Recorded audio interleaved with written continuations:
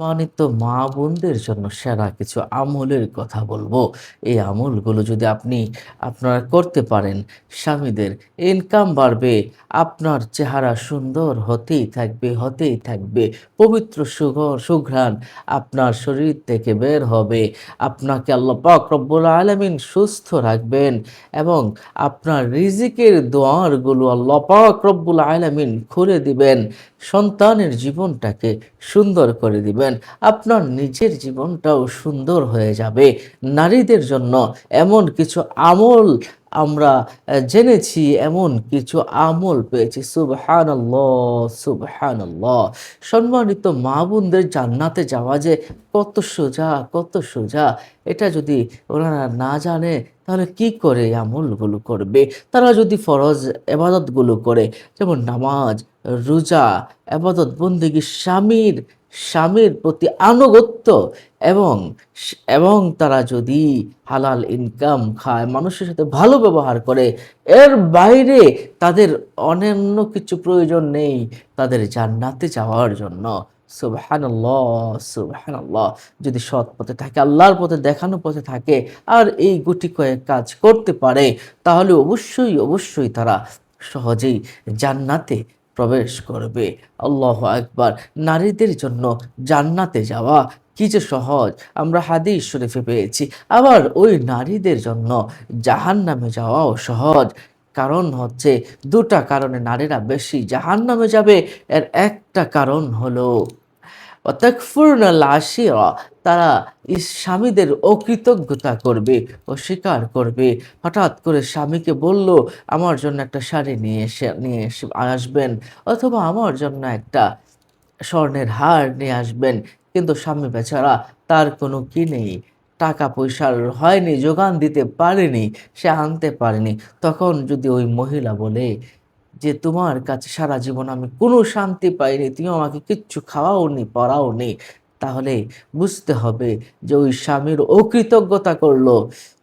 আমার সম্মানিত মা বোনদেরকে বুঝতে হবে স্বামীর কতটুকু আয় উন্নতি আছে, তার কতটুকু আয় দিয়ে সে চলতে পারছে। যদি এটা সম্ভব হয় তাহলেই কেবলমাত্র তার কাছে আবদার করতে পারে। আর যদি সম্ভব না হয় তাহলে তো সে চুরি ডাকাতি করতে পারে, ঘুষের ভিতরে জড়িয়ে পড়তে পারে। এজন্য খুব ভালোভাবে বুঝে শুনে বলতে হবে।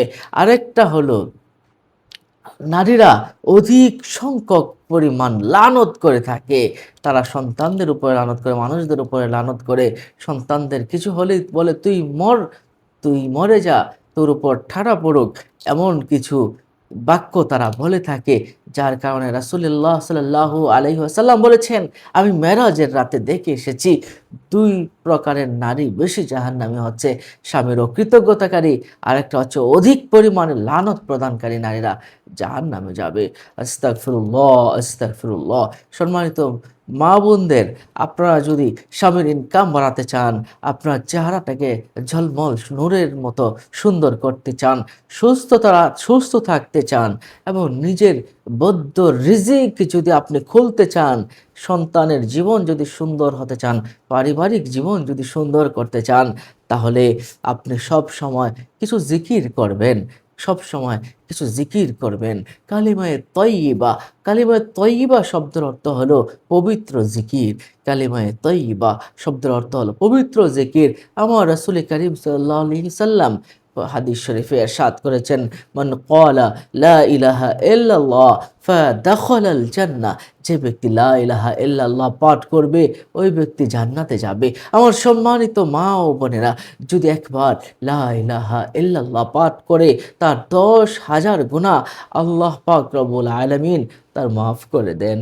আল্লাহ, আল্লাহ, আল্লাহু আকবার, সুবহানাল্লাহি ওয়া বিহামদিহি। কালিমায়ে তয়্যিবা আপনি পাঠ করবেন। কিছুক্ষণ বসে আপনি হাঁটছেন, কালিমায়ে তয়্যিবা লা ইলাহা ইল্লাল্লাহু মুহাম্মাদুর রাসূলুল্লাহ, লা ইলাহা ইল্লাল্লাহ, লা ইলাহা ইল্লাল্লাহ, লা ইলাহা ইল্লাল্লাহ, লা ইলাহা ইল্লাল্লাহ, লা ইলাহা ইল্লাল্লাহ। এভাবে আপনি জিকির করতে থাকবেন। এভাবে জিকির করতেই থাকবেন, করতেই থাকবেন। তো এই জিকির আপনি করবেন, সন্তানের জীবনে সুখ আসবে, আপনার রান্নায় বরকত দান করবেন, স্বামীর মন জয় করতে পারবেন। এছাড়াও আপনি রান্না-বান্না করছেন, ঘর ঝাড়ু দিচ্ছেন, বসে আছেন, আপনি এই দোয়াটা করবেন, আপনার সমুদ্রের ফেনা পরিমাণ যদি গুনাহ হয়, তাহলেও আপনার গুনাহগুলো মাফ হয়ে যাবে। সুবহানাল্লাহ। এটা কি? সুবহানাল্লাহ, সুবহানাল্লাহ, সুবহানাল্লাহ। আলহামদুলিল্লাহ, আলহামদুলিল্লাহ, আলহামদুলিল্লাহ, লা ইলাহা ইল্লাল্লাহ, লা ইলাহা ইল্লাল্লাহ, লা ইলাহা ইল্লাল্লাহু, আল্লাহু আকবার, আল্লাহু আকবার। এগুলো পড়তে থাকবেন আর মনে মনে আল্লাহর কথা চিন্তা করতে থাকবেন। আল্লাহ পাক রব্বুল আলামিন আপনার জন্য যথেষ্ট হয়ে যাবে। একজন সাহাবী আমার রাসূল করিম সাল্লাল্লাহু আলাইহি ওয়াসাল্লামের কাছে এসে প্রশ্ন করলেন, ইয়া রাসূলাল্লাহ, আমি তো কোরআন পড়তে পারি না, মাত্র আমি মুসলিম হয়েছি, কোরআন পড়তে পারি না। আমার জন্য এমন কিছু বলে দিন, এমন কিছু বাক্য, এমন কিছু ছোট শব্দ বলে দিন যেন আমি কোরআনের মোকাবেলায় আমি ওই বাক্যগুলো উপস্থাপন করতে পারি। আমি যদি ওই বাক্যগুলো পড়ি, তাহলে যেন কোরআনের মোকাবেলায় এটা যথেষ্ট হয়ে যায়।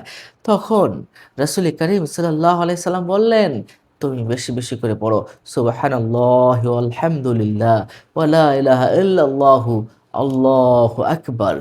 তখন ওই সাহাবী এই বাক্যগুলোই পড়লেন। আল্লাহু আকবার, আল্লাহু আকবার। নারীদের জন্য এই এর চেয়ে ভালো আমল আর কি হতে পারে? এর চেয়ে ভালো আমল আর কি হতে পারে? তারা হাঁটতে, চলতে, বসতে এই দোয়াগুলো পড়বে, আস্তাগফিরুল্লাহ পাঠ করবে। আর কোনো কিছুই আমি মনে করি তার জন্য প্রয়োজন হবে না। আস্তাগফিরুল্লাহ, আস্তাগফিরুল্লাহ। তারা যদি এটা পড়তেই থাকে, স লক্ষ কোটি কোটি টাকার ধনীদের চেয়েও সেই ব্যক্তি আগে জান্নাতে চলে যাবে। সম্মানিত মা ও বোনেরা, আসুন আমরা আমল করি, আমলের ভিতরে নিজেকে ডুবিয়ে দেই। এই আমলের কারণে আপনার পরিবার সুন্দর হয়ে যাবে, আপনার ঋণগুলো দূর হয়ে যাবে, স্বামীর ঋণ দূর হয়ে যাবে, অসুস্থতা থেকে মুক্তি থাকবেন, সারা জীবনের গুনাহগুলো মাফ হয়ে যাবে। আল্লাহ, আল্লাহ। এবং আপনি যে দোয়াগুলো করবেন, সেই দোয়াগুলো আল্লাহ পাক কবুল করবেন এবং আপনার মুখ, জবান পবিত্র হয়ে যাবে। এই জবান দিয়ে আল্লাহর কাছে যা চাবেন তাই আল্লাহ পাক দান করবেন। সুবহানাল্লাহ, সুবহানাল্লাহ। আসুন আমরা আল্লাহ পাক রব্বুল আলামিনের শেখানো এই ছোট ছোট বাক্যে আল্লাহ পাককে ডাকি। আল্লাহ আমাদের তৌফিক দান করুন। আমিন। আসসালামু আলাইকুম ওয়া রাহমাতুল্লাহি ওয়া